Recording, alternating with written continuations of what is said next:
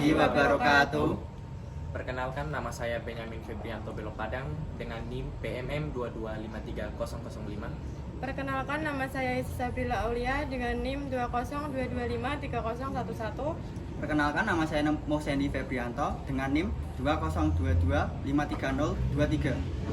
Perkenalkan, nama saya Muhammad Aris Sanjaya, NIM 20225303. Perkenalkan, nama saya Reni Sadrianti Ramadhani dengan NIM 202253004. Perkenalkan, nama saya Muhammad Sultanul Arif Hatik Saputro dengan NIM 2022533033. Kami dari kelompok 7 akan mempresentasikan hasil kerja kelompok kami yang berjudul dengan tema Mobile Application.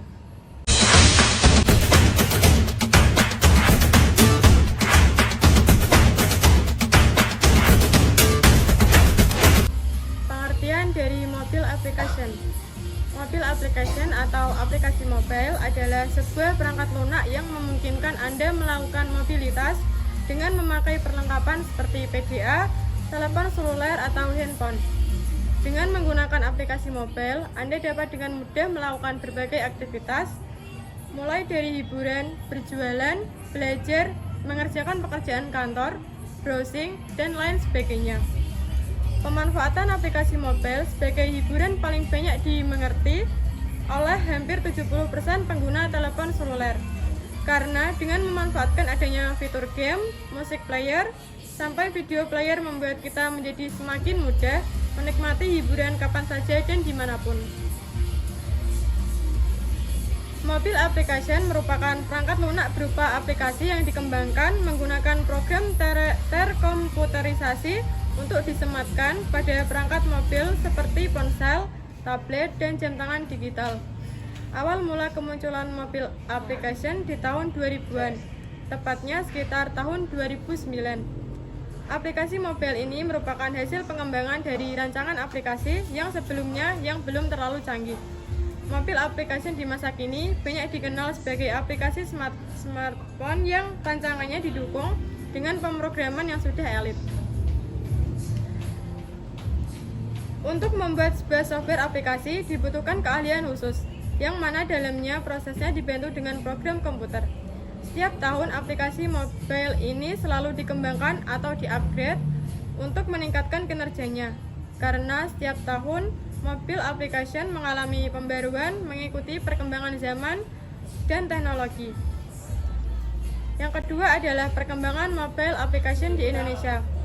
Di setiap tahun terdapat data tentang tren penggunaan internet dan media sosial yang dirilis oleh Hootsuite, yakni situs manajemen konten sosial media internet seperti Twitter, Facebook, dan lain sebagainya. Dari data penggunaan sosial media, internet, dan juga perangkat mobil yang ada di Indonesia adalah sebagai berikut. Yang pertama adalah jumlah penggunaan mobile yang untuk mencapai 355,5 juta yang turun 19% dari tahun 2018. Yang kedua adalah jumlah penggunaan internet sebanyak 150 juta yang naik 13% dari tahun 2018. Yang ketiga adalah jumlah pengguna media sosial yang aktif sebanyak 150 juta yang naik 15% dari tahun 2018. Jumlah pengguna media sosial perangkat mobil sebanyak 130 juta yang naik 8,3% dari tahun 2018.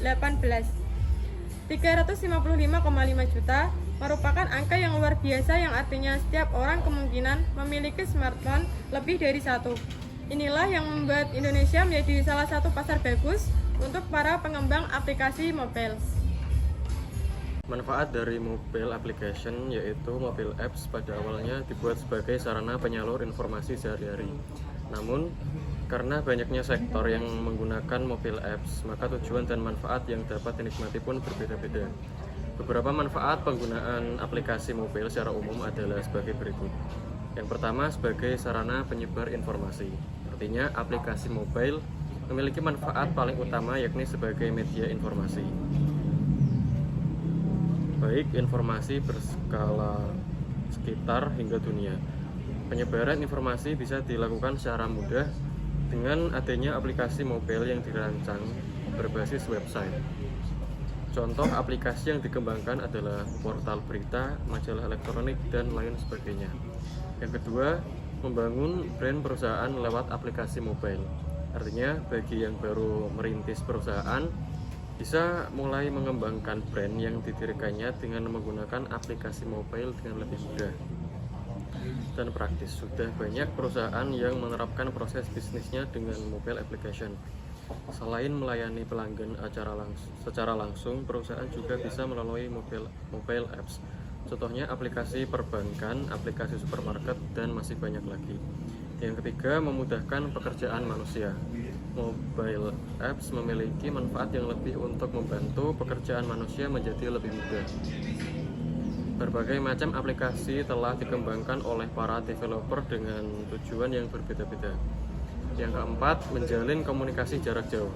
Manfaat yang bisa kita temukan pada pengembangan aplikasi mobile yakni dapat menjalin komunikasi antar sesama, baik itu jarak dekat maupun jangkauan yang luas.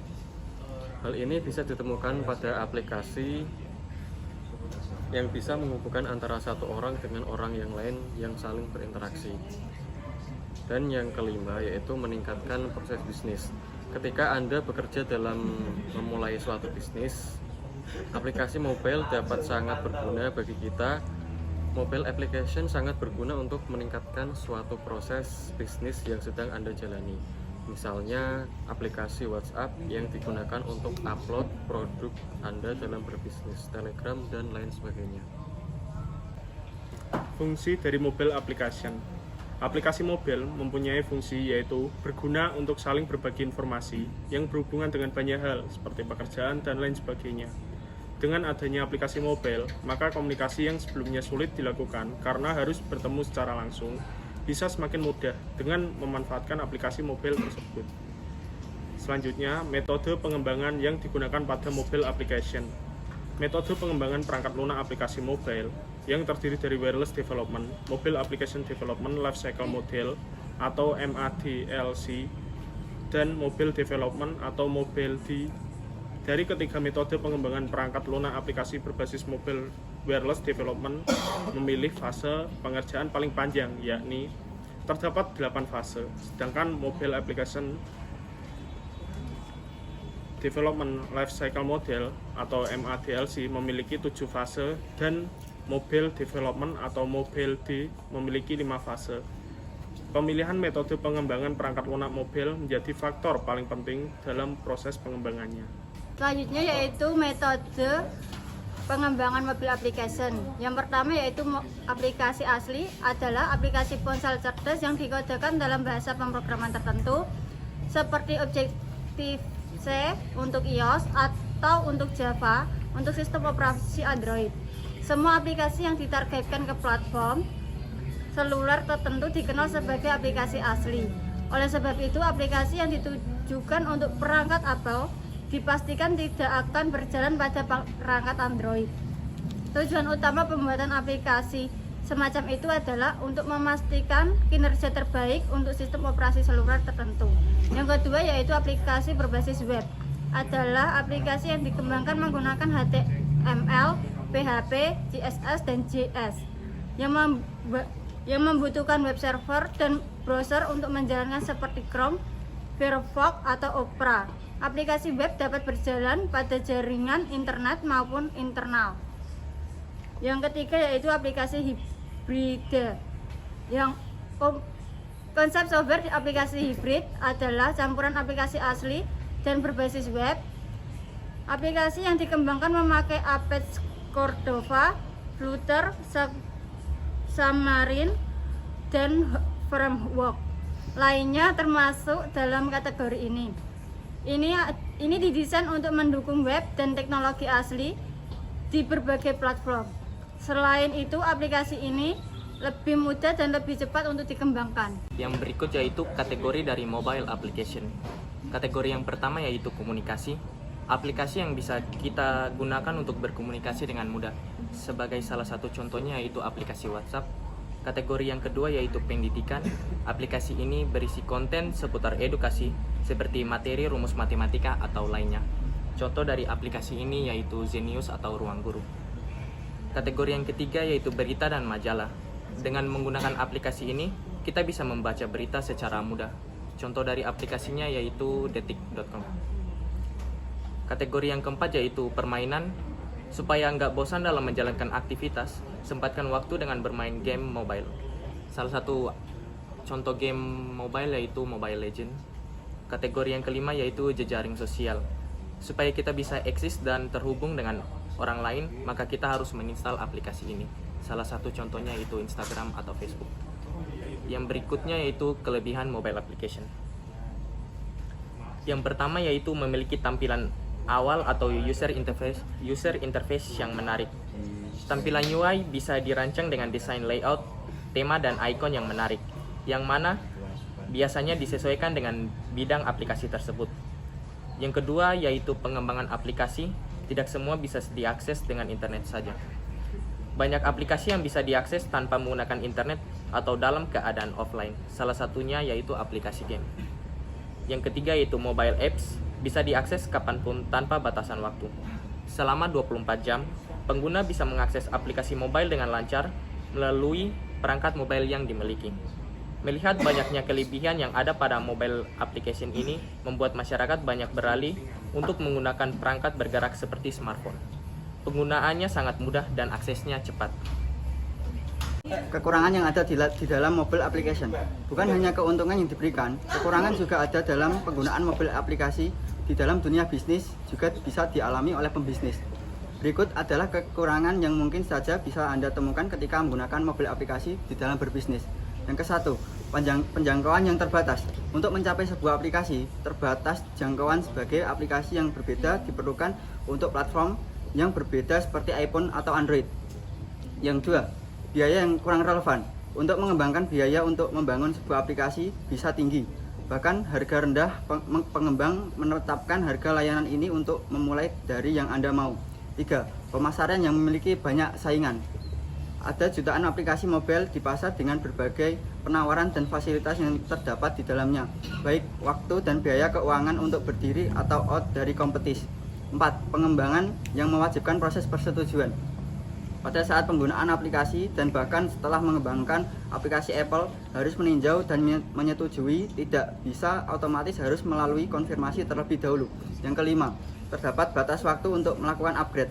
Pengguna harus mendownload untuk memiliki aplikasi terbaru tersebut, karena apabila tidak melakukan upgrade dapat mengakibatkan error dan lag dalam penggunaan. Contoh penerapan mobile application pada aplikasi. 1. Facebook. Facebook menjadi salah satu aplikasi mobile terpopuler sejak lama, dikarenakan kita dapat berhubungan dan berteman baik dengan banyak orang walaupun berbeda negara sekalipun. Dan Facebook juga termasuk perkembangan dari mobile application. 2. WhatsApp. Aplikasi yang akhir-akhir ini semakin banyak digunakan oleh para pengguna karena kehadirannya mampu membuat banyak orang tetap berkomunikasi satu sama lain, seperti melakukan chatting, panggilan, dan bahkan video call dengan cara yang sangat mudah. 3. Instagram. Pastinya Anda sudah tidak asing lagi dengan aplikasi populer ini, ya, Instagram. Aplikasi ini bisa Anda gunakan untuk memamerkan foto liburan atau video kreatif yang sudah Anda buat. 4. YouTube. Tentu saja Anda sering menonton video melalui berbagai channel yang tersedia di YouTube, seperti hiburan, berita, dan lain sebagainya. 5. Grab dan Gojek. Contoh aplikasi mobile terpopuler berikutnya adalah Grab dan Gojek, yang merupakan sebuah aplikasi mobile dengan menyediakan layanan transportasi, pesan antar makanan, barang, dan lain sebagainya. Sekian presentasi dari kelompok kami. Akhir kata, Wassalamualaikum warahmatullahi wabarakatuh.